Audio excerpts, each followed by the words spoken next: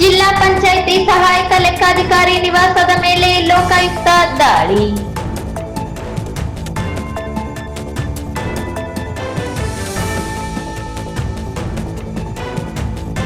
February 3ರಿಂದ ಜಿಲ್ಲೆಯ ಎಲ್ಲಾ ತಾಲೂಕುಗಳ ಅಂಗನವಾಡಿ ಕಾರ್ಯಕರ್ತೆಯರು ಹಾಗೂ ಸಹಾಯಕಿಯರಿಂದ ಪ್ರತಿಭಟನೆ.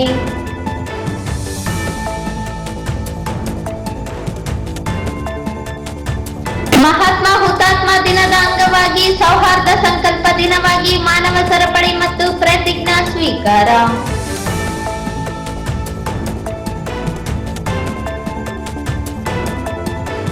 ಮೂಕವೇದನೆ ಫೆಬ್ರವರಿ 2ರಂದು ಲೋಕಾರ್ಪಣೆ ನರಸಿಂಹಲು.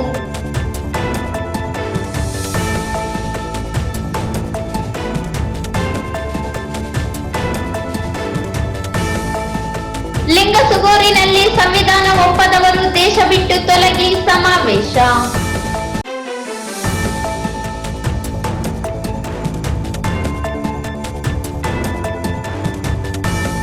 ಶ್ರೀ ವಾಸವಿ ಆತ್ಮ ಸಮರ್ಪಣಾ ದಿನಾಚರಣೆ.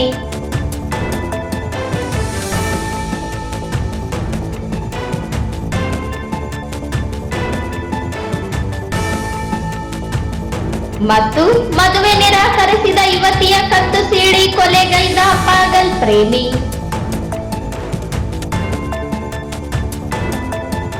ವಾರ್ತೆಗಳ ವಿವರ. ಬೆಳ್ಳಂಬೆಳಗ್ಗೆ ಲೋಕಾಯುಕ್ತರ ದಾಳಿಯಾಗಿದೆ. ರಾಜ್ಯದ ವಿವಿಧ ಕಡೆ ಇಂದು ಲೋಕಾಯುಕ್ತ ದಾಳಿ ನಡೆದಿದೆ. ಅದೇ ರೀತಿ ರಾಯಚೂರಿನ ಜಿಲ್ಲಾ ಪಂಚಾಯತ್ ಸಹಾಯಕ ಲೆಕ್ಕಾಧಿಕಾರಿಗಳ ನಿವಾಸದ ಮೇಲೆಯೂ ಲೋಕಾಯುಕ್ತ ಪೊಲೀಸರು ದಾಳಿ ನಡೆಸಿರುವುದಾಗಿ ತಿಳಿದು ಬಂದಿದೆ. ನಗರದ ದೇವರ ಕಾಲೋನಿಯಲ್ಲಿರುವ ಮನೆ ಮತ್ತು ಕಚೇರಿಯ ಮೇಲೂ ದಾಳಿ ನಡೆದಿದ್ದು, ಬೆಲೆ ಬಾಳುವ ಚರ ಸ್ಥಿರಾಸ್ತಿ ದಾಖಲೆಗಳ ಪರಿಶೀಲನೆ ಮುಂದುವರೆದಿದೆ. ಆದಾಯಕ್ಕಿಂತ ಹೆಚ್ಚಿನ ಆಸ್ತಿ ಹೊಂದಿರುವ ಆರೋಪದ ಮೇಲೆ ಲೋಕಾಯುಕ್ತರು ಬೆಳ್ಳಂಬೆಳಗ್ಗೆ ಜಿಲ್ಲಾ ಪಂಚಾಯಿತಿ ಸಹಾಯಕ ಲೆಕ್ಕಾಧಿಕಾರಿ ನರಸಿಂಹರಾವ್ ಗುಜ್ಜಾರ್ ನಿವಾಸದ ಮೇಲೆ ದಾಳಿ ನಡೆಸಿ ಪರಿಶೀಲನೆ ನಡೆಸಿದ್ದಾರೆ. ನಗರದ ದೇವರ ಕಾಲೋನಿಯಲ್ಲಿರುವ ಮನೆ ಮೇಲೆ ಲೋಕಾಯುಕ್ತ ಎಸ್ಪಿ ಸಿದ್ದರಾಜು ಮತ್ತು ಡಿವೈಎಸ್ಪಿ ಶೈಲಜಾ ನೇತೃತ್ವದ ತಂಡ ಬ್ಯಾಂಕ್ ದಾಖಲೆ, ಆಸ್ತಿ ದಾಖಲೆಗಳನ್ನು ಪರಿಶೀಲನೆ ನಡೆಸುತ್ತಿದೆ. ನರಸಿಂಹರಾವ್ ಗುಜ್ಜರ್ ಬೆಂಗಳೂರಿಗೆ ಹೋಗಿದ್ದಾರೆ ಎಂದು ಹೇಳಲಾಗುತ್ತಿದೆ.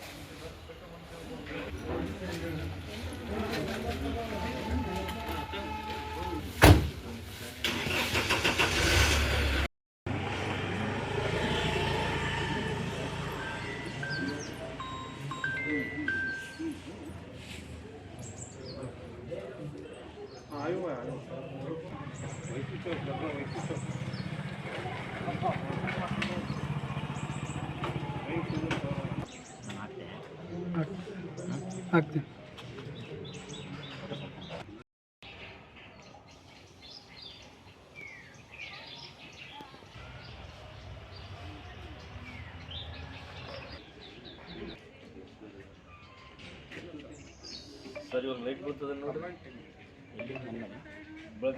ಸರ್ಕಾರದ 6ನೇ ಗ್ಯಾರಂಟಿಯಾಗಿರುವ ಅಂಗನವಾಡಿ ಕಾರ್ಯಕರ್ತೆ ಹಾಗೂ ಸಹಾಯಕಿಯರ ಕನಿಷ್ಠ ವೇತನ 15,000 ಹೆಚ್ಚಿಸಲು ಆಗ್ರಹಿಸಿ ಬೆಂಗಳೂರಿನಲ್ಲಿ ನಡೆಯುತ್ತಿರುವ ಪ್ರತಿಭಟನೆಯನ್ನು ಬೆಂಬಲಿಸುವುದಾಗಿ ಎಂಬಿ ಸಿದ್ದರಾಮಯ್ಯ ಸ್ವಾಮಿ ಹೇಳಿದರು.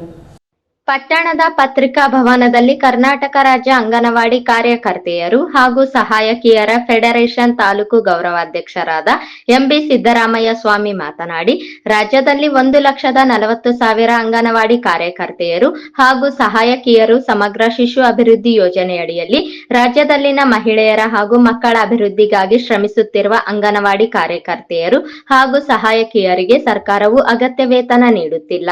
ಆದ್ದರಿಂದ ರಾಜ್ಯ ಸರ್ಕಾರವು 2 ವರ್ಷಗಳ ಹಿಂದೆ ಘೋಷಿಸಿರುವಂತೆ 6ನೇ ಗ್ಯಾರಂಟಿ ಆಗಿರುವ ಕನಿಷ್ಠ ವೇತನ 15,000 ಹೆಚ್ಚಿಸಿ ಜಾರಿಗೊಳಿಸುವಂತೆ ಹಾಗೂ ನಿವೃತ್ತ ಅಂಗನವಾಡಿ ಕಾರ್ಯಕರ್ತೆಯರು ಹಾಗೂ ಸಹಾಯಕಿಯರಿಗೆ ನಿವೃತ್ತ ವೇತನ ನೀಡುವಂತೆ ಒತ್ತಾಯಿಸಿ ಬೆಂಗಳೂರಿನ ಸ್ವತಂತ್ರ ಉದ್ಯಾನವನದಲ್ಲಿ ವಿವಿಧ ಸಂಘಟನೆಗಳು ನಡೆಸುತ್ತಿರುವ ಪ್ರತಿಭಟನೆಯನ್ನು ಬೆಂಬಲಿಸಿ ಫೆಬ್ರವರಿ 3ರಿಂದ ಜಿಲ್ಲೆಯ ಎಲ್ಲಾ ತಾಲೂಕುಗಳ ಅಂಗನವಾಡಿ ಕಾರ್ಯಕರ್ತೆಯರು ಹಾಗೂ ಸಹಾಯಕಿಯರು ಅಂಗನವಾಡಿಗಳನ್ನು ಬಂದ್ ಮಾಡಿ ಪ್ರತಿಭಟನೆಯಲ್ಲಿ ಭಾಗವಹಿಸಲಿದ್ದಾರೆ ಎಂದು ತಿಳಿಸಿದರು. ನಿರ್ದೇಶನ ನೀಡಿದೆ ಗುಜರಾತ್ ಹೈಕೋರ್ಟ್. ಅದೇ ರೀತಿ ಇಡೀ ನಮ್ಮ ಕರ್ನಾಟಕವು ಸಹ ಆ ಒಂದು ಇದನ್ನ ಜಾರಿಗೊಳಿಸಬೇಕಂತಂದು ಒತ್ತಾಯ. ಮುಖ್ಯವಾಗಿ ಈ ಒಂದು ಹೋರಾಟದಲ್ಲಿ ಇದುವರೆಗೆ ಸುಮಾರು ಕಾರ್ಯಕರ್ತೆಯರು ನಿವೃತ್ತಿಯಾಗಿ ಮನೆಗೆ ಹೋದರೂ ಸಹ ಅವರಿಗೆ ಯಾವುದೇ ಒಂದು ಪಿಂಚಣಿ ಅಥವಾ ಯಾವುದೇ ಒಂದು ಸೌಲಭ್ಯ ಇಲ್ಲದೆ ಇದುವರೆಗೆ ಸುಮಾರು 35-40 ವರ್ಷ ತೊಡದರೂ ಸಹ ಹಂಗೆ ಹೋಗ್ತಾ ಇದ್ದಾರೆ. ಆ ಒಂದು ದೃಷ್ಟಿಯನ್ನು ಇಟ್ಟುಕೊಂಡು ಗ್ರಾಚ್ಯುಟಿ ಅನ್ನುವ ಒಂದು ಇದನ್ನ ಘೋಷಣೆ ಮಾಡಿದ್ದಾರೆ. ಅದು 2011 ಅಂತ ಹೇಳಿದ್ರೆ, ಆದರೆ ನಮಗೆ ಯಾವಾಗ ಸೇರ್ಪಡೆ ಆಗಿದ್ದಾರೆ ಮತ್ತು ರಿಟೈರ್ಡ್ ಆಗಿ ಅಲ್ಲಿವರೆಗೂ ಸಹ ಎಲ್ಲ ಕಾರ್ಯಕರ್ತೆ ಮತ್ತು ಸಹಾಯಕರಿಗೆ ಈ ಒಂದು ಸೌಲಭ್ಯವನ್ನು ಒದಗಿಸಬೇಕಂತಂದು ನಮ್ಮ ಸಂಘಟನೆ ಈ ಬಾರಿ ಯಾರು ಬೆಂಗಳೂರಿಗೆ ಇಲ್ಲಿದ್ದ ಪ್ರತಿಯೊಂದು ತಾಲೂಕಿನಿಂದ ಕಟ್ಟುನಿಟ್ಟಾಗಿ ಆದೇಶ ನೀಡಿದ್ದಾರೆ. ಅವರವರ ವಲಯದಿಂದ ಅವರವರೇ ಜವಾಬ್ದಾರಿ ತೆಗೆದುಕೊಂಡು ಬೆಂಗಳೂರಿಗೆ ಬಂದರೆ ಫ್ರೀಡಂ ಪಾರ್ಕ್ನಲ್ಲಿ ನಮ್ಮ ಚಳಿ ಇರಲಿ, ಮಳೆ ಇರಲಿ, ಜ್ವರ ಬರಲಿ, ಏನೇ ಬರಲಿ, ಕಡೆಗೆ ಯಾರೇ ಸತ್ರು ಪರವಾಗಿಲ್ಲ, ಅಲ್ಲಿವರೆಗೆ ಒಂದು ಈ ಬಾರಿ ದೃಢ ನಿರ್ಧಾರವನ್ನು ಪ್ರಕಟಿಸಿ ಅಹೋರಾತ್ರಿ ಧರಣಿ ಮಾಡಬೇಕು. ಅಲ್ಲಿ ಏನಾಗಲ್ಲ, ಅಲ್ಲೇ ಫ್ರೀಡಂ ಪಾರ್ಕ್ನಲ್ಲಿ ಇರೋಣ. ಈಗಾಗಲೇ ಒಂದು ನಮ್ಮ ಸೋದರ ಸಂಘಟನೆ ಸ್ವತಂತ್ರ ಸಂಘಟನೆ ಅನ್ನುವುದು ಈಗಾಗಲೇ ಮೊನ್ನೆಯಿಂದಲೇ ಅವರು ಪ್ರಾರಂಭ ಮಾಡಿದ್ದಾರೆ ಅಹೋರಾತ್ರಿ ಧರಣಿ. ಅವರ ಜೊತೆಗೆ ನಾವು 3ನೇ ತಾರೀಕಿನಿಂದ ನಾವು ಸಹ ಅಲ್ಲಿ ಪಾಲ್ಗೊಂಡು ಇದನ್ನ ಸರ್ಕಾರಕ್ಕೆ ಬಿಸಿ ಮುಟ್ಟಿಸುವ ರೀತಿಯಲ್ಲಿ ಅಂಗನವಾಡಿ ಕೇಂದ್ರಗಳು ಎಲ್ಲರೂ ಬಂದಿರುತ್ತೆ. 3ನೇ ತಾರೀಕಿನಿಂದ ಸಹಾಯಕಿಯರು ಮತ್ತು ಕಾರ್ಯಕರ್ತರು ಇಬ್ಬರೂ ಸಹ ಬೆಂಗಳೂರಿಗೆ ತೆರಳಿ ಆ ಒಂದು ಸತ್ಯಾಗ್ರಹದಲ್ಲಿ ಪಾಲ್ಗೊಳ್ಳುವುದರಿಂದ ಕೇಂದ್ರಗಳು ಬಂದಿರುತ್ತವೆ. ಸಾರ್ವಜನಿಕರು ಈ ಒಂದು ನಮ್ಮ ಪ್ರತಿಭಟನೆಗೆ ಸಹಕರಿಸಬೇಕಂತ ಸಾರ್ವಜನಿಕರಿಗೆ ಸಹ ನಾವು ವಿನಂತಿ ಮಾಡಿಕೊಡ್ತಿದ್ದೇವೆ. ಗರ್ಭಿಣಿ ಬಾಣಂತಿಯರ ಪೌಷ್ಟಿಕತೆ ನೋಡ್ಕೊಂತೀವಿ, ಮಕ್ಕಳ ಅಪೌಷ್ಟಿಕತೆ ಹೋಗಲಾಡಿಸ್ತೀವಿ, ರಕ್ತಹೀನತೆ ತಡೆಗಟ್ಟುವ ಪ್ರಯತ್ನದಲ್ಲಿ ಎಲ್ಲ ಅವ್ರಿಗೆ ಏನೇನು ಸೌಲಭ್ಯ ಬೇಕೋ ಆ ಸೌಲಭ್ಯಗಳನ್ನೆಲ್ಲ ನಾವು ಒದಗಿಸ್ಕೊಡ್ತೀವಿ. ಆದ್ರೆ ಸರ್ಕಾರಕ್ಕೆ ಏನೇ ಕೆಲಸಕ್ಕೆ ಜನ ಕಡಿಮೆ ಬಿದ್ದರೂ ಅಂಗನವಾಡಿ ಅವ್ರು ಕರೀತಾರೆ. ಮೊದಲು ಅಂಗನವಾಡಿಯವರು ಒಂದು ಸರ್ವೆ ಆಗಲಿ, ಒಂದು BLO ಕೆಲಸಕ್ಕಾಗಲಿ, ಒಂದು ಯಾವುದೇ ಒಂದು ಸಾರ್ವಜನಿಕ ಸಭೆಗಳಿರಲಿ, ಅಲ್ಲಿ ಜನ ಕಾಣಬೇಕಂದ್ರೆ ಅಂಗನವಾಡಿ ಅವರು. ಅದಕ್ಕೆ ನಾವೇನು ಆಟಕ್ಕುಂಟು ಲೆಕ್ಕಕ್ಕಿಲ್ಲ ಅನ್ನೋ ಒಂದು ಪರಿಸ್ಥಿತಿ ನಮ್ದೈತಿ. ನಾವು ಈ 6ನೇ ಗ್ಯಾರಂಟಿ ಸಲುವಾಗಿ ಸಾಕಷ್ಟು ಸಲನೂ ನಾವು ಬೆಂಗಳೂರು ಫ್ರೀಡಂ ಪಾರ್ಕ್ನಲ್ಲಿ ನಾವು ಒಂದು ಹೋರಾಟಗಳನ್ನು ಹಮ್ಮಿಕೊಂಡಿದ್ದೀವಿ. ಲಾಸ್ಟ್ ಸಾರಿ 2 ದಿನನೂ ಕುಂತೀವಿ, ಆದರೆ ಆಶ್ವಾಸನೆ ಕೊಟ್ಟು ಕಳಿಸಿದ್ರು ಅಷ್ಟೇ. ಅವರು ಆಶ್ವಾಸನೆ ಒಂದೂ ಇಳಿಯಲಿಲ್ಲ. ಅದಕ್ಕಾಗಿ ಈ ಸಲ 2ನೇ ತಾರೀಕಿಗೆ ರಾತ್ರಿ ಇಲ್ಲಿಂದ ನಾವು ಹೊರಟು 3ನೇ ತಾರೀಕಿಂದ ಅದು ಎಷ್ಟು ದಿನಗಳವರೆಗೆ ಅವರು ನಮ್ಮ ಬೇಡಿಕೆಗಳನ್ನು ಈಡೇರಿಸೋದಿಲ್ಲ. ಆಮೇಲೆ ನಮ್ಮ ಆಶ್ವಾಸನೆ ಕೊಟ್ಟರೆ ನಾವು ಎದ್ದು ಬರಂಗಿಲ್ಲ. ಈ ಸಲ ಅವ್ರು ಏನಾದರೂ ನಮ್ಗೆ ಲಿಖಿತದ ಮುಖಾಂತರ ಕೊಟ್ಟರೆ ಎದ್ದು ಬರಬೇಕಂತಂದು ನಮ್ಮ ಈ ರಾಯಚೂರು ಡಿಸ್ಟ್ರಿಕ್ಟ್ನಿಂದ 3,000 ಜನ ನಾವು ಈ ಬೃಹತ್ ಹೋರಾಟಕ್ಕೆ ಹೋಗಲು ರೆಡಿ ಆಗಿದ್ದೀವಿ. ಅಂಗನವಾಡಿಗಳ ಕೇಂದ್ರಗಳನ್ನು ಬಂದ್ ಮಾಡಿ ಸಹಾಯಕಿಯರು ಮತ್ತು ಕಾರ್ಯಕರ್ತರು ಇಬ್ಬರು ಹೋಗ್ತಾ ಇದ್ದೀವಿ. ಅದಕ್ಕಾಗಿ ಇಲ್ಲಿಯ ಸಾರ್ವಜನಿಕರು ಹಾಗೂ ಎಲ್ಲ ಪತ್ರಿಕಾ ಮಾಧ್ಯಮ ಸಹೋದರರ ಬೆಂಬಲವನ್ನು ನಮ್ಗೆ ಇರಲಿ ಅಂತ ಹೇಳಿ ಆಶಿಸ್ತೀನಿ. ಈ ಸಂದರ್ಭದಲ್ಲಿ ಜಿಲ್ಲಾ ಪ್ರಧಾನ ಕಾರ್ಯದರ್ಶಿ ಲಲಿತಾ ಸಾಲಿ, ತಾಲೂಕು ಅಧ್ಯಕ್ಷೆ ಚನ್ನಮ್ಮ, ಸಿರವಾರ ತಾಲೂಕು ಅಧ್ಯಕ್ಷರಾದ ರಾಜೇಶ್ವರಿ, ಸಿಂಧನೂರು ತಾಲೂಕು ಅಧ್ಯಕ್ಷರಾದ ಗಿರಿಜಮ್ಮ ಹಾಗೂ ಭಾಗ್ಯಮ್ಮ, ಸಾವಿತ್ರಿ, ಲಕ್ಷ್ಮಿ ಸೇರಿದಂತೆ ಇನ್ನಿತರರು ಇದ್ದರು. ರಾಷ್ಟ್ರಪಿತ ಮಹಾತ್ಮ ಗಾಂಧಿಯವರ 77ನೇ ಪುಣ್ಯ ಸ್ಮರಣೆ ಹಿನ್ನೆಲೆಯಲ್ಲಿ ಗುರುವಾರ ಸೌಹಾರ್ದ ಕರ್ನಾಟಕ ವೇದಿಕೆ ರಾಯಚೂರು ನೇತೃತ್ವದಲ್ಲಿ ಸೌಹಾರ್ದ ಸಂಕಲ್ಪ ದಿನವಾಗಿ ಆಚರಣೆ ಮಾಡಲಾಯಿತು. ಮೊದಲಿಗೆ ಜಿಲ್ಲಾ ಕ್ರೀಡಾಂಗಣ ಹತ್ತಿರ ಇರುವ ಮಹಾತ್ಮ ಗಾಂಧೀಜಿಯವರ ಪುತ್ಥಳಿಗೆ ಮತ್ತು ಡಾಕ್ಟರ್ BR ಅಂಬೇಡ್ಕರ್ ಅವರ ಪುತ್ಥಳಿಗೆ ಮಾಲಾರ್ಪಣೆ ಮಾಡಿ ಗಾಂಧಿ ಪುತ್ಥಳಿ ಹತ್ತಿರ 2 ನಿಮಿಷ ಮೌನಾಚರಣೆ ಸಲ್ಲಿಸಿ ಗೌರವ ಪುಷ್ಪ ನಮನಗಳನ್ನು ಸಲ್ಲಿಸಲಾಯಿತು. ನಂತರ ಅಂಬೇಡ್ಕರ್ ಸರ್ಕಲ್ನಲ್ಲಿ ಮಾನವ ಸರಪಳಿ ನಡೆಸಿ ದೇಶ ಬಹುತ್ವ, ಬಹು ಸಂಸ್ಕೃತಿ, ಪ್ರಜಾಪ್ರಭುತ್ವ ರಕ್ಷಣೆಗಾಗಿ ಪ್ರತಿಜ್ಞೆ ಸ್ವೀಕಾರವನ್ನು ಹಿರಿಯ ಸಾಹಿತಿ ಆಂಜನೇಯ ಜಾಲಿಬೆಂಚಿಯವರು ಬೋಧಿಸಿದರು. ಕೋಮುವಾದಿಗಳಿಗೆ ಹೇಳಿ ಧಿಕ್ಕಾರ, ಹಿಂದೂ ಮುಸ್ಲಿಂ ಕ್ರಿಸ್ತರ ಐಕ್ಯತೆ ಚಿರಾಯುವಾಗಲಿ. ಬಹುತ್ವ ಭಾರತ ನಮ್ಮ ಭಾರತ. ಪ್ರಜಾಪ್ರಭುತ್ವ ಉಳಿವಿಗಾಗಿ ಪ್ರಜಾಪ್ರಭುತ್ವ ಉಳಿಸುತ್ತೇವೆ. ನಂತರ ಅವರು ಮಾತನಾಡಿ, ದೇಶದಲ್ಲಿ ಕೋಮುವಾದಿ ಶಕ್ತಿಗಳು, ಅದರಲ್ಲಿ ಬಹುಜನ ಸಂಖ್ಯಾತರ ಧರ್ಮದವರು ಜನರ ಐಕ್ಯತೆಯನ್ನು ಹೊಡೆಯಲು ಧರ್ಮದ ಹೆಸರಿನಲ್ಲಿ ದೇಶದಲ್ಲಿ ಅಶಾಂತಿಯನ್ನು ಉಂಟು ಮಾಡುತ್ತಿದ್ದಾರೆ. ನಾವು ಎಲ್ಲರೂ ಗಾಂಧಿಯವರ ಆಸೆಯಂತೆ ಎಲ್ಲಾ ಧರ್ಮಗಳೊಂದಿಗೆ ಐಕ್ಯತೆಯನ್ನು ಕಾಪಾಡಬೇಕಿದೆ. ನಮ್ಮ ದೇಶವು ವಿವಿಧತೆಯಲ್ಲಿ ಏಕತೆಯನ್ನು ಹೊಂದಿರುವ ದೇಶ. ನಮ್ಮದು ಜಾತ್ಯತೀತ ದೇಶವಾಗಿದೆ. ಸಂವಿಧಾನ ವಿರೋಧಿ ಶಕ್ತಿಗಳು ನಮ್ಮ ಐಕ್ಯತೆಯನ್ನು ಹೊಡೆಯಲು ಮುಂದಾಗಿದ್ದು, ಇವುಗಳ ವಿರುದ್ಧ ನಮ್ಮ ಐಕ್ಯತೆ ಬಲಪಡಿಸಬೇಕು. ಮನುಷ್ಯರಲ್ಲಿ ಭೇದ ಭಾವ ಮಾಡುವುದು ನಿಲ್ಲಬೇಕು. ಮಾನವ ಕುಲ ಒಂದೇ ಎನ್ನುವ ನೀತಿಯನ್ನು ಎಲ್ಲರೂ ಅನುಸರಿಸಬೇಕು ಎಂದು ಕರೆ ನೀಡಿದರು. ಈ ಕಾರ್ಯಕ್ರಮದಲ್ಲಿ ಬಶೀರ್ ಅಹಮದ್ ಹೊಸಮನಿ, ತಾಯರಾಜ್ ಮರ್ಚಟಾಳ್, ಸೌಹಾರ್ದ ಕರ್ನಾಟಕ ಸಂಚಾಲಕರಾದ K G Veeresh, H Padma, Iranna Bengali, Kariyappa Achcholi, D S Sharanabasava, M Sharanegowda, E Ranganagowda, Ravi, M Varalakshmi, Indira, Gokuramma, Rasool Ahmed, Shridhar, Raghottamrao, Mahantagowda ಸೇರಿದಂತೆ ವಿವಿಧ ಸಂಘಟನೆಗಳ ಬಹುತ್ವ, ಬಹು ಸಂಸ್ಕೃತಿ, ಸಮಾನತೆ ಮನಸ್ಸಿನ ಜನರು ಭಾಗವಹಿಸಿದ್ದರು. ತ್ರಿಮೂರ್ತಿ ಪ್ರಕಾಶನ ಇವರ ಸಹಯೋಗದಲ್ಲಿ ಫೆಬ್ರವರಿ 2ರಂದು ನಗರದ ಕನ್ನಡ ಭವನದಲ್ಲಿ ಜಿಲ್ಲಾ ಮಹಿಳಾ ಪ್ರಾತಿನಿಧಿಕ ಕಥಾ ಸಂಕಲನ ಮೂಕವೇದನೆ ಕೃತಿ ಲೋಕಾರ್ಪಣೆಗೊಳ್ಳಲಿದೆ ಎಂದು ತ್ರಿಮೂರ್ತಿ ಪ್ರಕಾಶನದ ಸಂಚಾಲಕ ಎಂಬಿ ನರಸಿಂಹಲು ವಡವಟ್ಟಿ ತಿಳಿಸಿದರು. ನಗರದ ಪತ್ರಿಕಾ ಭವನದಲ್ಲಿ ಕರೆದ ಪತ್ರಿಕಾಗೋಷ್ಠಿಯನ್ನು ಉದ್ದೇಶಿಸಿ ಮಾತನಾಡಿ, ಸಾಹಿತಿ ವೀರ ಹನುಮಾನ್ ಕಾರ್ಯಕ್ರಮವನ್ನು ಉದ್ಘಾಟಿಸಲಿದ್ದು, ಅಧ್ಯಕ್ಷತೆಯನ್ನು ತ್ರಿಮೂರ್ತಿ ಪ್ರಕಾಶನ ಸಂಚಾಲಕ ಬಶೀರ್ ಅಹಮದ್ ಹೊಸಮನಿ ವಹಿಸಲಿದ್ದು, ಹಿರಿಯ ಸಾಹಿತಿ ಲಕ್ಷ್ಮೀದೇವಿ ಕೃತಿ ಲೋಕಾರ್ಪಣೆ ಮಾಡಲಿದ್ದಾರೆ ಎಂದು ತಿಳಿಸಿದರು. ಹಿರಿಯ ಸಾಹಿತಿ ರಾಜಶ್ರೀ ಕಲ್ಲೂರ್ಕರ್ ಕೃತಿ ಪರಿಚಯ ಮಾಡಿಕೊಡಲಿದ್ದಾರೆ.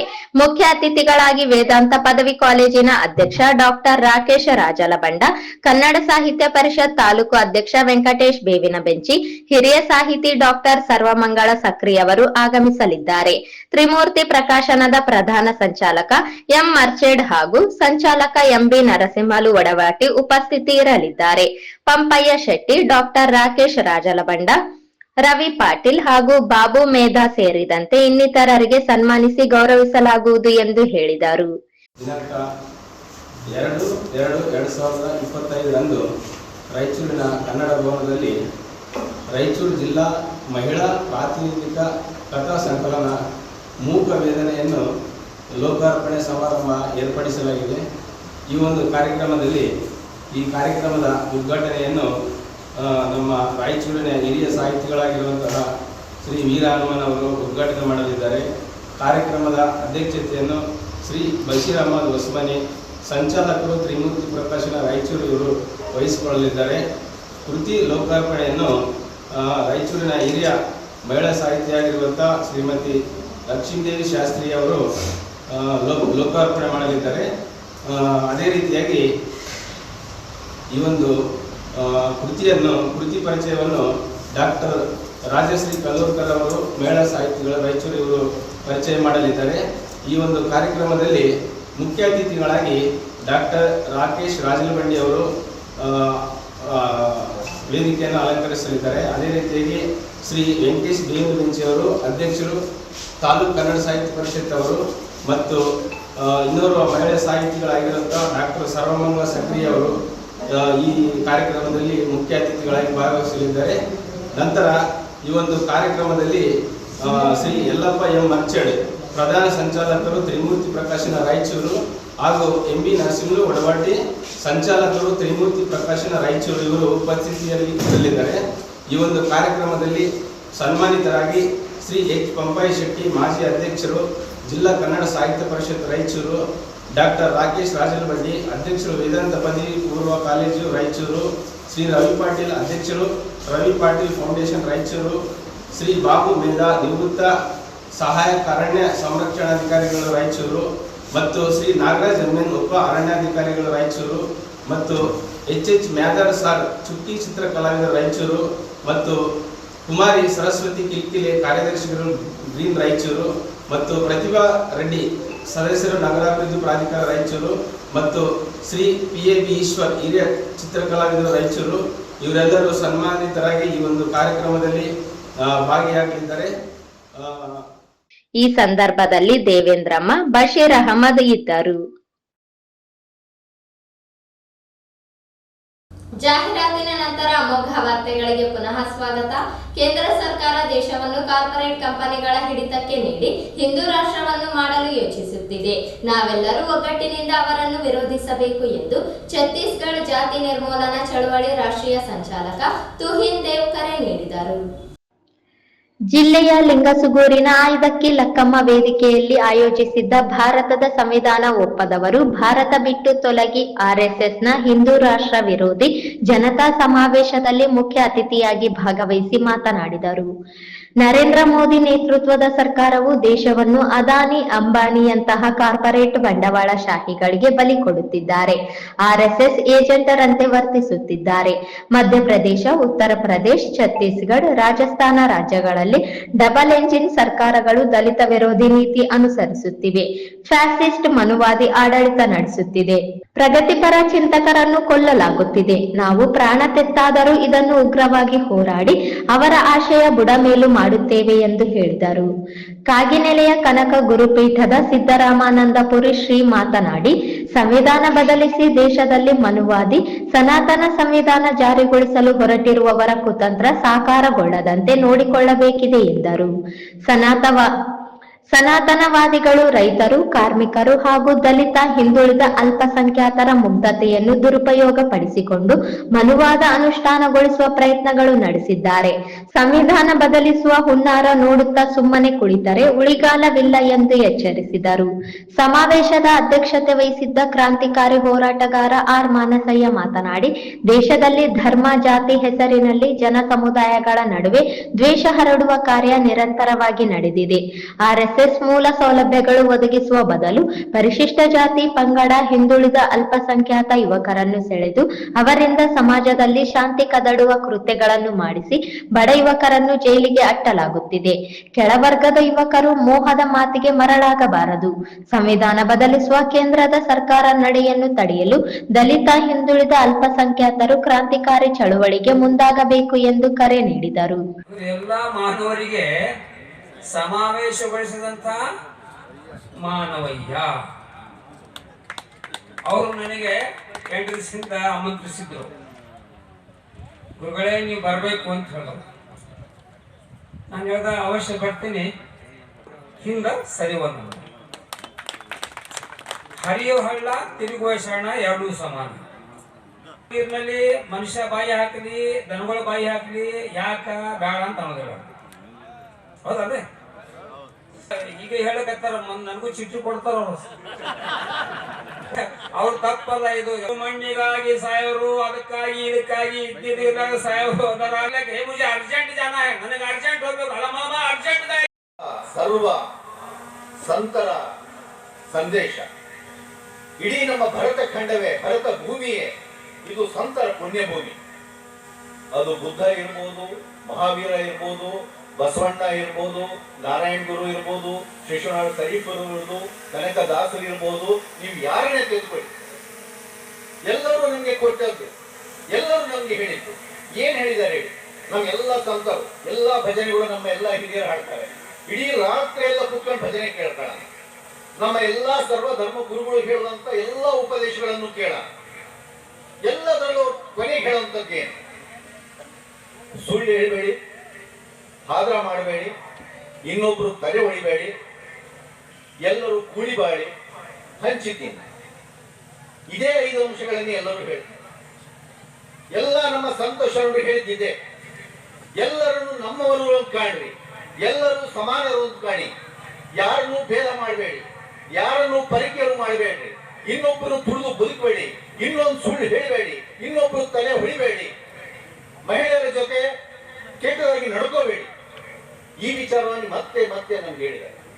ಇಂಥ ದೇಶದ್ರೋಹಿಗಳು ಈ ದೇಶದಲ್ಲಿ ಬಡವರ, ಶೋಷಿತರ, ಕೂಲಿ ಕಾರ್ಮಿಕರ ಹಕ್ಕುಗಳನ್ನು ತಿಂದು ಹಾಕಿ ತನ್ನ ಮಕ್ಕಳಿಗೆ ವಿದೇಶದಾಗ ಕಲಿಸಿ ಅಲ್ಲಿ ಬಂಗ್ಲಾದಾಗ ಗಾಡಿದಾಗ ಮೆರೆದು ಮಸ್ತ್ ನಡೀತಾ ಇದ್ದಾರೆ. ಅದಕ್ಕಾಗಿ ಈ ಸಮಾವೇಶದಲ್ಲಿ ಬಂದಿರತಕ್ಕಂಥ ತಾಯಂದಿರು, ನಿಮ್ಮ ಮಕ್ಕಳಿಗೆ ಒಳ್ಳೆ ರೀತಿಯಲ್ಲಿ ಓದಿಸ್ರಿ, ಇಲ್ಲಿಲ್ಲ ನಿಮ್ಮ ಜೊತೆ Buddhist country Cambodia, Indonesia, Japan, Thailand, Burma, Sri Lanka, ಯುನೂತ್ನ ಎಂದು ಬರ್ರಿ, ನಿಮ್ಮ ಮಕ್ಕಳಿಗೆ ನಾವು ಕಂಪಲ್ಸರಿ ಎಜುಕೇಶನ್ ಜಾಬ್ ಗ್ಯಾರಂಟಿ ಕೊಟ್ಟು ನಿಮ್ಮ ಮಕ್ಕಳಿಗೆ ಅಲ್ಲಿ ಓದಿಸ್ತೇವೆ. ನಿಮ್ಮ ಮಕ್ಕಳಿಗೆ ಮಂತ್ಲಿ 3 ಲ್ಯಾಕ್, ತಿಂಗಳಿಗೆ 33 ಲಕ್ಷ ತನ ವೇತನ ಕೊಡಿಸ್ತೇವೆ. ಸಮಾವೇಶದಲ್ಲಿ ಪಂಡಿತ ಸೂಫ್ ಸೈಯದ್ ಭಾಷಾ, ಬೌದ್ಧ ಗುರು ಧಮ್ಮದೀಪ ಬಂತೇಜಿ, ವಾಲ್ಮೀಕಿ ಗುರುಪೀಠದ ವರದಾನೇಶ್ವರ ಶ್ರೀ, ಗ್ಯಾರಂಟಿ ಯೋಜನೆ ಜಿಲ್ಲಾ ಘಟಕದ ಅಧ್ಯಕ್ಷ ಪಾಮಯ್ಯ ಮುರಾರಿ, ಮೌಲಾನಾ ಮುಫ್ತಿ ಯೂನುಸ್, ಯಲಗಟ್ಟಾದ ಗಡವಡಿಕಿ ಮಠದ Lakshmappayya, father Robert Paul, Karnataka Janashakti ರಾಜ್ಯಾಧ್ಯಕ್ಷ Noor Shridhar, Hanumanthappa Mannapuru, Mohammad Ameer Ali, H N Badiger, Vijayarani, Rukmini, B Rudrayya, H P Murari, Kalajnana ಮಠದ ಶಿವಕುಮಾರ ಶ್ರೀ, ಲಿಂಗಪ್ಪ ಪರಂಗಿ, ಎಂ ಗಂಗಾಧರ್, ಖಾಲಿದ್ ಜಾವೂಸ್, ಆದಿ ನಗನೂರು, ಮೋಹನ್ ಗೋಸ್ಲೆ, ಕುಪ್ಪಣ್ಣ ಹೊಸಮನಿ ಉಪಸ್ಥಿತರಿದ್ದರು. ಪಟ್ಟಣದ ಶ್ರೀ ನಗರೇಶ್ವರ ವಾಸವಿ ದೇವಸ್ಥಾನದಲ್ಲಿ ಶ್ರೀ ವಾಸವಿ ಆತ್ಮ ಸಮರ್ಪಣಾ ದಿನಾಚರಣೆ ಅಂಗವಾಗಿ ವಾಸವಿ ಹೋಮ ನಡೆಯಿತು. ಪಟ್ಟಣದ ಶ್ರೀ ನಗರೇಶ್ವರ ವಾಸವಿ ದೇವಸ್ಥಾನದಲ್ಲಿ ಶ್ರೀ ವಾಸವಿ ಆತ್ಮ ಸಮರ್ಪಣಾ ದಿನಾಚರಣೆ ಅಂಗವಾಗಿ ಶ್ರೀ ನಗರೇಶ್ವರ ಆರ್ಯವೈಶ್ಯ ಸಂಘ ಹಾಗೂ ಶ್ರೀ ವಾಸವಿ ಮಹಿಳಾ ಮಂಡಳಿಯವರಿಂದ ವಿವಿಧ ಧಾರ್ಮಿಕ ಕಾರ್ಯಕ್ರಮಗಳನ್ನು ಆಯೋಜಿಸಲಾಯಿತು. ಬೆಳಿಗ್ಗೆ ಶ್ರೀ ವಾಸವಿ ಅಮ್ಮನವರ ಅಗ್ನಿ ಪ್ರವೇಶ ಮಾಡಿದ ದಿನದ ಅಂಗವಾಗಿ ವಾಸವಿ ಹೋಮ ಹಾಗೂ ಪೂರ್ಣಾಹುತಿ ನಡೆಯಿತು. ಶ್ರೀ ವಾಸವಿ ಅಮ್ಮನವರ ಮೂರ್ತಿಗೆ ಅಭಿಷೇಕ ಹಾಗೂ ವಿಶೇಷ ಅಲಂಕಾರ ನಡೆಸಲಾಯಿತು. ಸುಮಂಗಲಿಯರು ಶ್ರೀ ವಾಸವಿ ಮಾತೆಯ ಉತ್ಸವ ಮೂರ್ತಿಗೆ ಉಡಿ ತುಂಬಿ ಪೂಜೆ ಸಲ್ಲಿಸಿದರು. ಶ್ರೀ ನಗರೇಶ್ವರ ಮೂರ್ತಿಗೂ ಕೂಡ ಪೂಜೆ ಸಲ್ಲಿಸಲಾಯಿತು.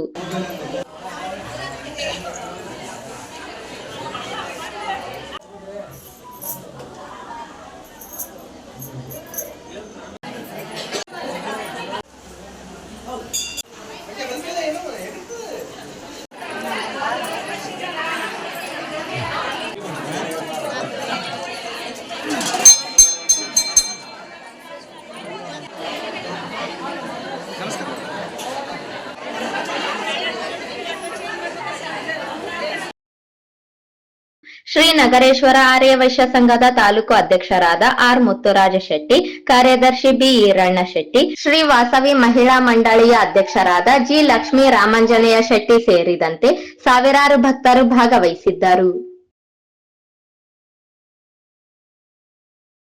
ಮದುವೆ ಮಾಡಿಕೊಳ್ಳಲು ನಿರಾಕರಿಸಿದ್ದರಿಂದ ಸಿಟ್ಟಿಗೆದ್ದ ಯುವಕನೋರ್ವ ಚಾಕುವಿನಿಂದ ಯುವತಿಯ ಕತ್ತು ಸೀಳಿ ಬರ್ಬರವಾಗಿ ಹತ್ಯೆ ಮಾಡಿರುವ ಘಟನೆ ಸಿಂಧನೂರು ನಗರದ ಹೊರವಲಯದ ಗೌತಮ್ ಲೇಔಟ್ನಲ್ಲಿ ನಡೆದಿದೆ.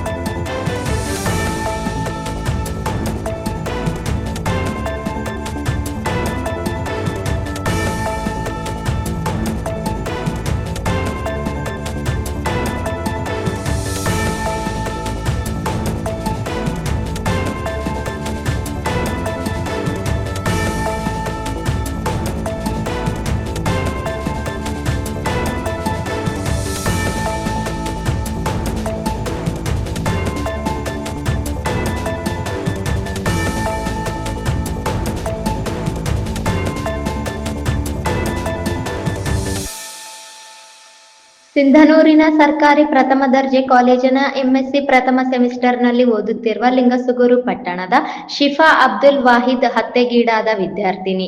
ಟೈಲ್ಸ್ ಜೋಡಿಸುವ ಕೆಲಸ ಮಾಡುತ್ತಿದ್ದ ಮುಬೀನ್ ಕೊಲೆ ಮಾಡಿದ ಬಳಿಕ ಲಿಂಗಸುಗೂರು ಠಾಣೆಗೆ ಬಂದು ಶರಣಾಗಿದ್ದಾನೆ ಎಂದು ಪೊಲೀಸ್ ಮೂಲಗಳು ತಿಳಿಸಿವೆ.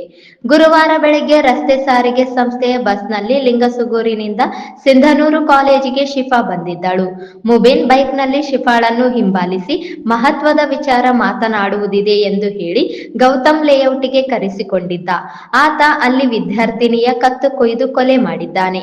ಡಿವೈಎಸ್ಪಿ ಬಿಎಸ್ ತಳವಾರ್, ಗ್ರಾಮೀಣ ಠಾಣೆಯ ಸಿಪಿಐ ವೀರಾರೆಡ್ಡಿ, ಬಳಗನೂರು ಪಿಎಸ್ಐ ಯರಿಯಪ್ಪ ಸ್ಥಳಕ್ಕೆ ಭೇಟಿ ನೀಡಿ ಪರಿಶೀಲಿಸಿದ್ದಾರೆ.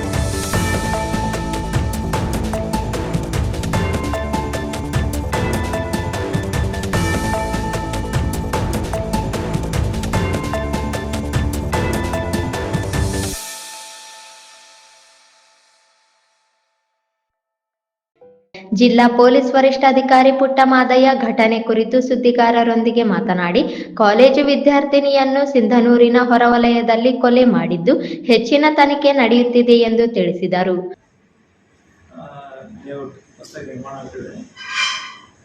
ಅಲ್ಲಿ ಸುಮಾರು ಒಂದು 11 ಗಂಟೆ ಸುಮಾರಿಗೆ ಒಂದು ಕಾಲೇಜ್ ವಿದ್ಯಾರ್ಥಿ ಸರ್ಕಾರಿ ಪದವಿ ಮಹಾವಿದ್ಯಾಲಯ ಅಲ್ಲಿ MSc ಮ್ಯಾಥಮೆಟಿಕ್ಸ್ ಫಸ್ಟ್ ಸೆಮಿಸ್ಟರ್ ಓದುವಂಥದ್ದು. ಇವರು ಪ್ರತಿದಿನ ಲಿಂಗಸುಗೂರು ಬಿಟ್ಟು ಬಸ್ಸಲ್ಲಿ ಕಾಲೇಜಿಗೆ ಬಂದು ಹೋಗೋದು ರೆಗ್ಯುಲರ್ ರೇಟ್. ಇದೇನಾಗಿದೆ, ಅವ್ರು ಖಾಸಗಿ ವಿಚಾರ ಸಂಬಂಧಪಟ್ಟಂಗೆ ಅದೇ ಊರಿನೊಬ್ಬರು ವ್ಯಕ್ತಿ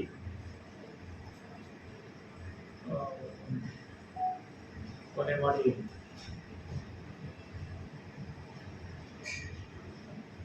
ಪೊಲೀಸರು ದಸ್ತಗಿರಿ ಮಾಡಿ ಕಾಲೇಜಿಗೆ ಹೋಗುತ್ತಿದ್ದಾಗ ಯುವಕ ಪೀಡಿಸುತ್ತಿದ್ದ ಬಗ್ಗೆ ತಿಳಿಸಿದ್ದಳು. ಆತನನ್ನು ಹುಡುಕಿ ಬುದ್ಧಿ ಕಲಿಸುತ್ತೇವೆ, ಅಲ್ಲಿಯವರೆಗೂ ಮನೆಯಲ್ಲೇ ಇರುವಂತೆ ತಿಳಿಸಿದ್ದೆ. ಹೀಗಿದ್ದರೂ ಬೆಳಿಗ್ಗೆ 7 ಗಂಟೆಗೆ ಮಗಳು ಕಾಲೇಜಿಗೆ ಹೋಗಿದ್ದಳು ಎಂದು ಕಣ್ಣೀರು ಹಾಕಿದ ವಿದ್ಯಾರ್ಥಿನಿಯ ತಂದೆ ಅಬ್ದುಲ್ ವಾಹಿದ್ ಕಾಲೇಜಿಗೆ ಬರುವ ಹೆಣ್ಣು ಮಕ್ಕಳಿಗೆ ಕಿರುಕುಳ ಕೊಡುವ ಹಾಗೂ ಕೊಲೆ ಮಾಡುವ ವ್ಯಕ್ತಿಗಳನ್ನು ಗುಂಡಿಕ್ಕಿ ಕೊಲ್ಲಬೇಕು ಎಂದು ಆಕ್ರೋಶ ವ್ಯಕ್ತಪಡಿಸಿ, ಪೊಲೀಸರ ಮೇಲೆ ನಂಬಿಕೆ ಇದೆ, ದುಷ್ಕರ್ಮಿಗೆ ಕಠಿಣ ಶಿಕ್ಷೆ ಕೊಡಿಸುವಂತೆ ಮಾಡಲಿ ಎಂದರು. ಹಚ್ಚಿದಾಗ ಇವತ್ತು ನಿನ್ನೆ ನಮ್ಗೆ ಡೌಟ್ ಬಂದು ಯಾರು ಕರೆದ್ರು ಹೋಗ್ಬಾರ್ದು ನೋಡೋ ಒಂದು ಸಂದೇನ ಆಯ್ತಪ್ಪ ಅಂದು, ಮತ್ತು ನೀವು ಸಾಲಿಗಿಲಿಗೆ ಓದ್ಲಿದ್ದು ಹೋದ ಅವಶ್ಯಕತೆ ಇಲ್ಲ ಅಂತ ನಂದ್ಯ. ನಿನ್ಗೆ ಏನಾರು ಕಾಡ್ಸತ್ತಾರ, ಯಾರು ಕಾಡಿಸ್ತಾರ, ಏನಾರು ಮಾಡಿದ್ರೆ 112 ಫೋನ್ ಮಾಡವ ಅಂದ್ಯ. ನಾನು ರಾತ್ರಿ ಲೇಟಾಗಿ ಮಕ್ಕೊಂಡಿದ್ದೆ, ಬೆಳಗ್ಗೆ ಎದ್ದ ತಗೋಣ 7-8 ಪಾಸ್ ಆದ್ರು ಅವರು. ಯಾಕೆ ಕಳಿಸಿದ್ರು, ಕಳಿಸ್ಬಾರ್ದಿತ್ತಲ್ಲ ಅಂದೆ ನಾನು. ಇಷ್ಟೇ ನನಗೆ ಗೊತ್ತು. ನಮ್ಮ ದೋಸ್ತಿಗೆ ಮಾಡಿದ್ರು, ನಮ್ಮ ದೋಸ್ತ್ ನಂಗೆ ಮಾಡಿದ್ದ ಇಲ್ಲ ಆಯ್ತು. ಈತ 8 ದಿವಸದಿಂದಕ್ಕೆ ಯಾವ ಒಬ್ಬ ಹುಡುಗ ಕಾಡಿಸಿದ್ನಂತ, ಕಾಲೇಜ್ ಮುಂದೆ ಕಬಾಸಿದ್ನಂತ. ಮತ್ತು ಯಾರು ಏನವ ಸ್ವಲ್ಪ ಮನ್ಯಾಗ ಮದುವೆ ಐತೆ, ಕಾರ್ಯಕ್ರಮ ಮುಗಲಿ, ಅವ್ರು ಹಿರಿಯರಿಗೆ ಹೇಳಿ ಕಳಿಸಿ ಏನಾದ್ರು ವ್ಯವಸ್ಥೆ ಮಾಡಮ್ಮ, ನಿನ್ನ ಶಾಲೆಗೆ ಹೋಗೋದು ಅವಶ್ಯಕತೆ ಇಲ್ಲ, ನನಗೆ ಹೊಡಿತಾನಪ್ಪ ಅಂತ ಅನ್ಕೇಸಿ ನೆರವಾಗಲ್ಲ ನನ್ನ ಮಗಳು. ನನಗೆ ನಾನು ಅಂದೆ ಬಿಟ್ಬಿಡೋ ಶಾಲೆಗೆ ಹೋಗೋದು ಇವತ್ತಿದ್ದ ಅಂದರೆ ಒಂದು 4 ದಿವಸ ಹೋಗಿಲ್ಲ. ಮತ್ತು ನಿನ್ನೆ ರಾತ್ರಿನೂ ಹೇಳ್ದೆ ನಾನು ಹೋಗ್ಬಿಡವ ಅಂತ. ನಿನ್ನೆ ರಾತ್ರಿಗೆ 1 ಗಂಟೆ ಸುಮಾರು ಕುಂತು ಹೇಳಿದ್ವಿ. ಮುಂಜಾನೆ ಎದ್ದು ಕೂಡಲೇ ಪಾಸ್ ಆಗಿಬಿಡ್ಲಿ. ನಮ್ಮ ಪೊಲೀಸರ ಮೇಲೆ ವಿಶ್ವಾಸ ಐತೆ, ತನಿಖೆ ಮಾಡ್ತಾರೆ.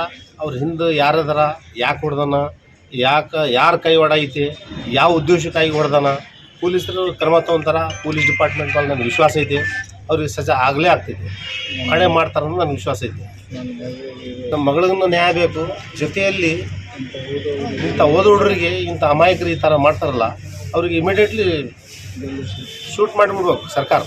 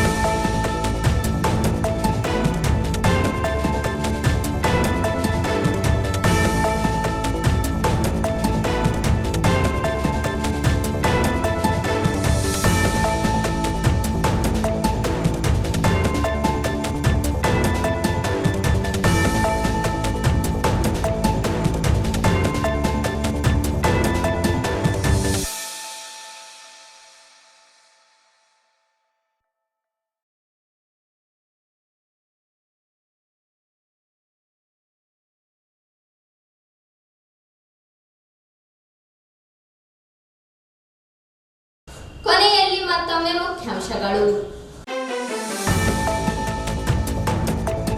ಜಿಲ್ಲಾ ಪಂಚಾಯಿತಿ ಸಹಾಯಕ ಲೆಕ್ಕಾಧಿಕಾರಿ ನಿವಾಸದ ಮೇಲೆ ಲೋಕಾಯುಕ್ತ ದಾಳಿ.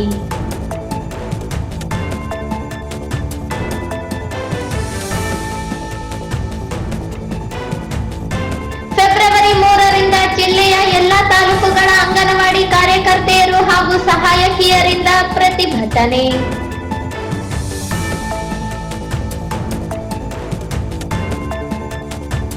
ಮಹಾತ್ಮ ಹುತಾತ್ಮ ದಿನದ ಅಂಗವಾಗಿ ಸೌಹಾರ್ದ ಸಂಕಲ್ಪ ದಿನವಾಗಿ ಮಾನವ ಸರಪಳಿ ಮತ್ತು ಪ್ರತಿಜ್ಞಾ ಸ್ವೀಕಾರ.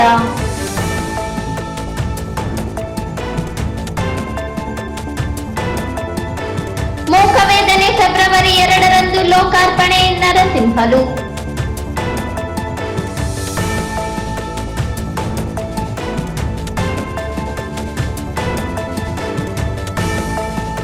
ಲಿಂಗಸುಗೂರಿನಲ್ಲಿ ಸಂವಿಧಾನ ಒಪ್ಪದವರು ದೇಶ ಬಿಟ್ಟು ತೊಲಗಿ ಸಮಾವೇಶ.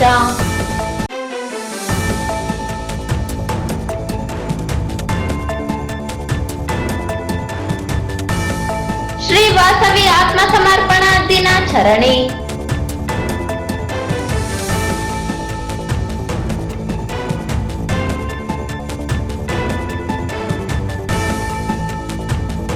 ಮತ್ತು ಮದುವೆ ನಿರಾಕರಿಸಿದ ಯುವತಿಯ ಕತ್ತು ಸೀಳಿ ಕೊಲೆಗೈದ ಪಾಗಲ್ ಪ್ರೇಮಿ.